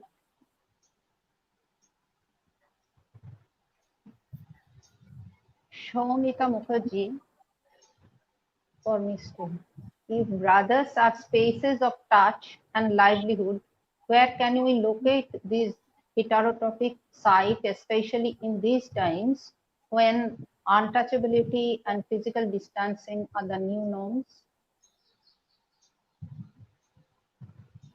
Well, I mean, Sorry, if brothels. If brothels are spaces of touch and livelihood. Yeah, I mean, Shonita, try to understand why brothels are heterotopic in the first place. Because they are part of the city and also not part of the city. They are polluted spaces. But like, all fiction and pollution being the biggest friction, uh, you know, they continuously serve the city. There's a continuous flow of people from outside to inside the brothel, but it is spaced in upon itself. Now, you see, I mean, that kind of uh, uh, uh, what to say, heterotopic situation. The brothel stands there as a heterotopia in the sense it has its own grammar that challenges the mainstream grammar, and to which the mainstream grammar is also attached. It cannot do away with that. Now, corona related isolation and prejudice has certain kinds of heterotopic quality about it, but it doesn't resemble that kind of structural heterotopic or see discriminatory space that a brothel is. When you think that when someone comes, say, from another city to your home, you are scared, you sort of retain that distance for a limited number of days and so on. It's not a structural phenomenon. The kind of distance that casteism creates is of course a structural phenomenon. And added to what Professor Roy Chowdhury said just now, have you noticed that the migrant workers before the pandemic were actually invisible? Have you ever noticed the guy who comes and delivers your iron clothes, in the evening? You have seen the face, but that's not called noticing. You have talked to him. You have said, Koto lagbe, and you have given the money and then closed the door. When did you start noticing him? When you found that the shanty outside his home is empty while your cupboards or sofa set is getting piles of washed clothes. So there is this invisibility, circle of invisibility around the people who do the bulk of the work, who keep a city maintaining and as if everything is going seamlessly.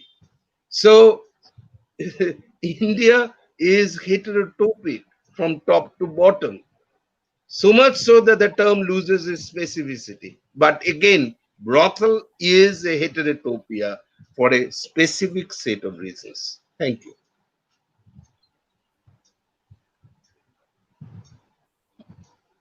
Ishita Kundu. Sir, do you think the pandemic has given a space to the government for appropriating its due course of work? Uh, Appropriating its due course of work is something I am not understanding. But as I mentioned, after the virus spread, the length and breadth of the country, I'm repeatedly saying that thanks to the faulty policies of the administrators, which now in retrospect seems, I'm not attributing any conspiracy theory, but in retrospect seems were meant to have spread the virus in the length and breadth of the country, now it has given the state the rationale to say to securitize the entire space, be it inside house or be it public spaces, as if they want to foster our lives and therefore this security is needed. So this has given an added leverage to the creation of a biopolitical populace, who obeys. It has changed the whole definition of everyday, as if the everyday is a crisscross or different kinds of threats that surround us. And you need to be obedient, you need to listen to us to manage to escape. Okay, thank you.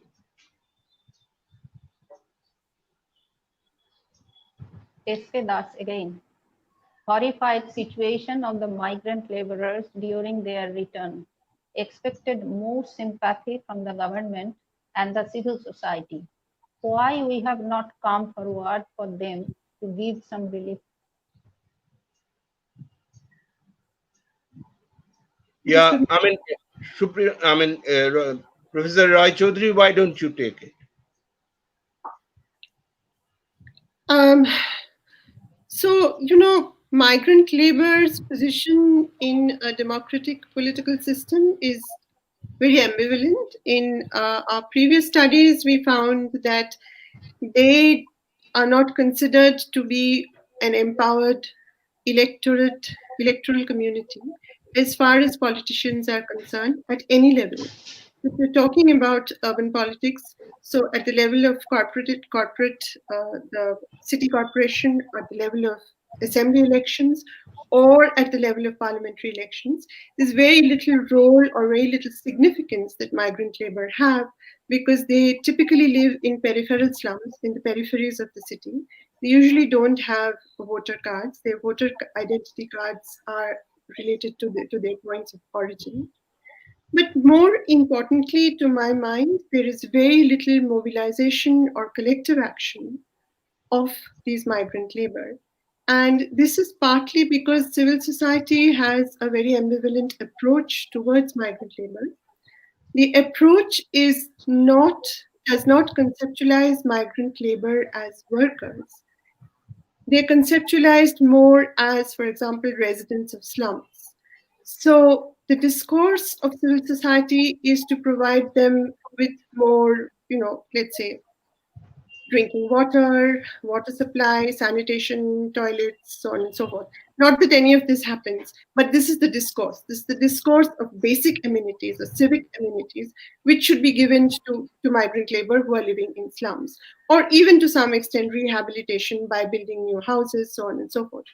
It doesn't touch either the core of the deprivation, which is the lack of income, or even if you want to go even deeper into the analysis, it doesn't touch the core of the problem, which is the lack of employment. And why is there no employment? Because there are no jobs in the manufacturing sector. More importantly, the sort of the unifying theme of urban deprivation is really the informality of work. Whether they're working in the construction sector or as domestic servants or in manufacturing, most urban unskilled labor are working as informal workers.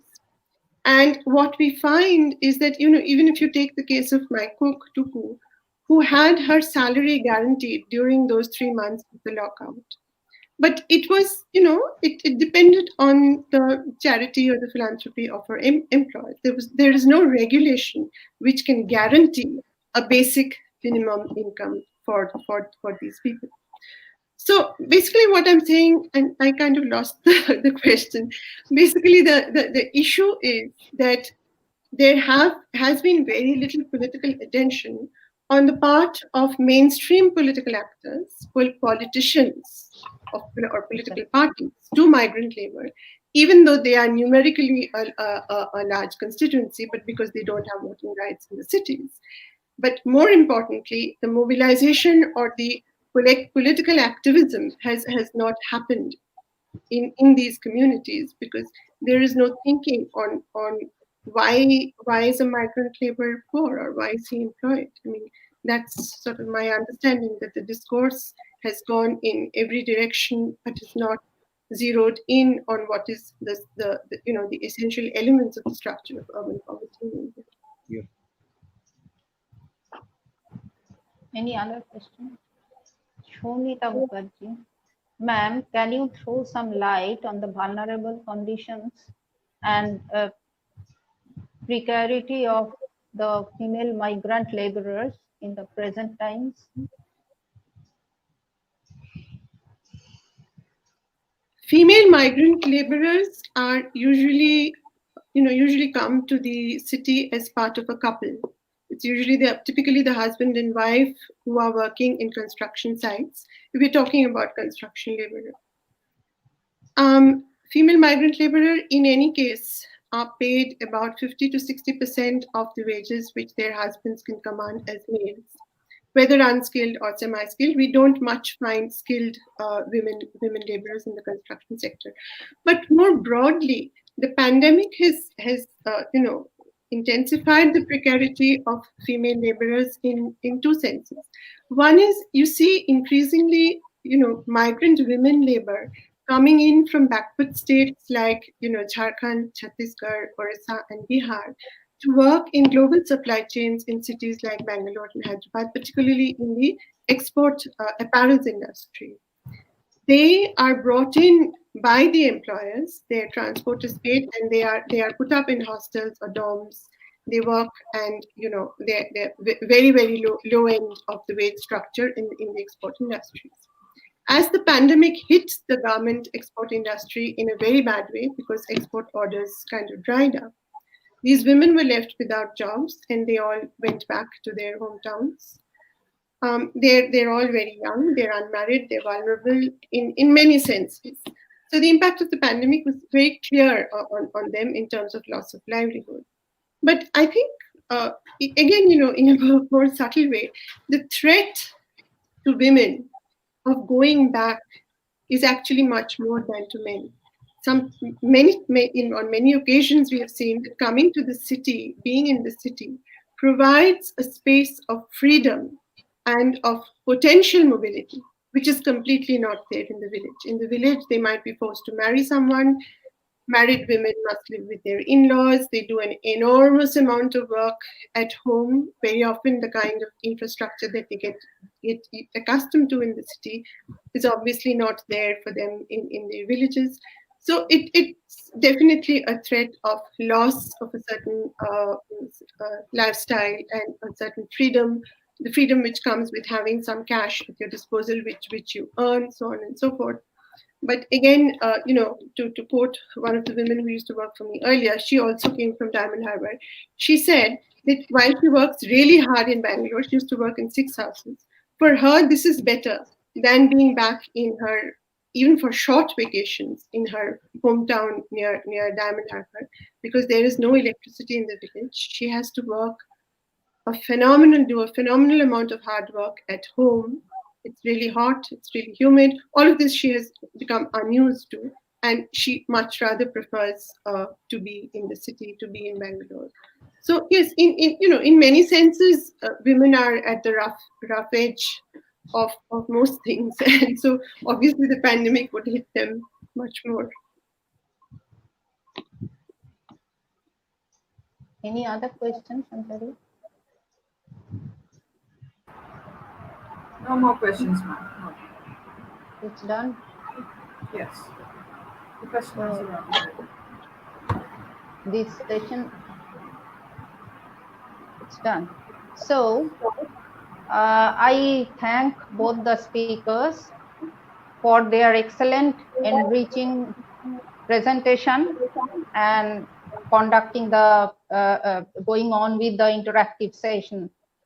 Interactive session always is helpful for all concerned in order to view any problem in its totality.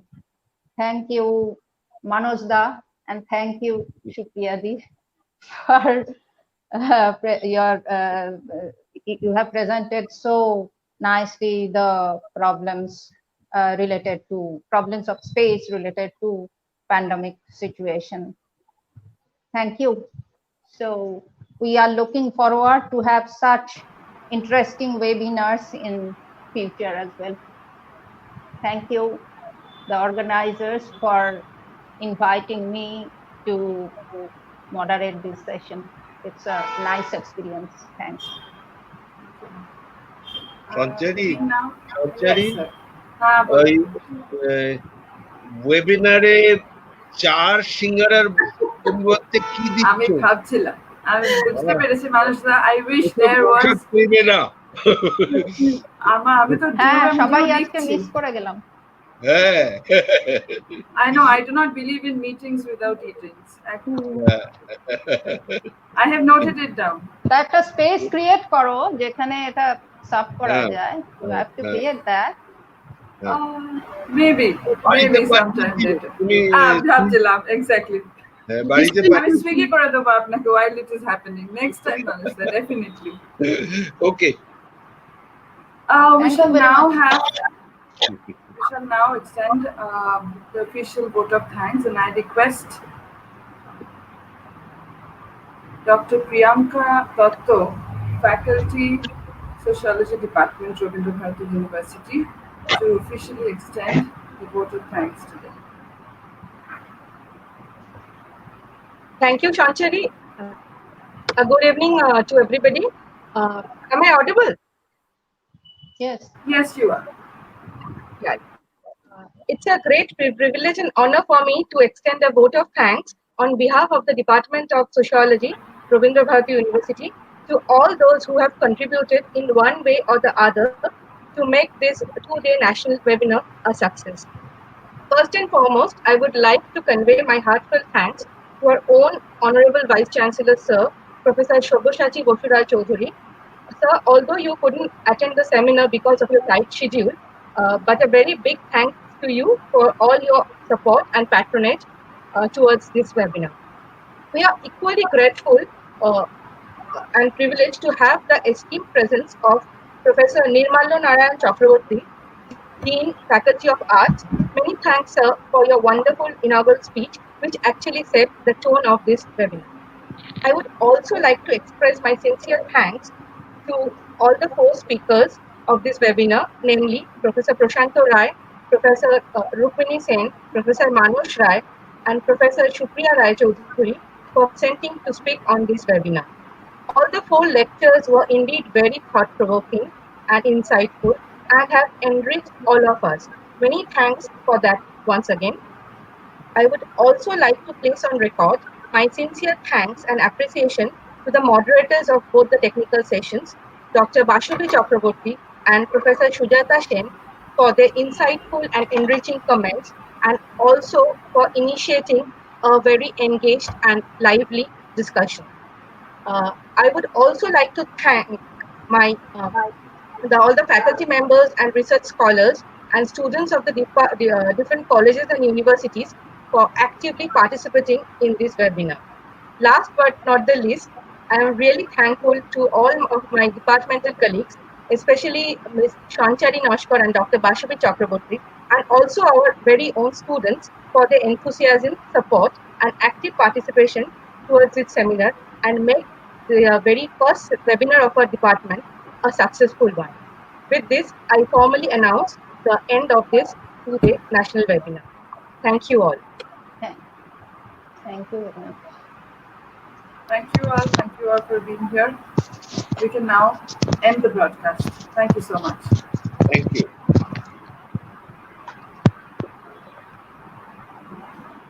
মানুষরা হুম। বলছি ঠিক আছে তো? বলছে অনেকেই তো message করছে আমরা ব্রডকাস্ট শেষ হয়ে গেছে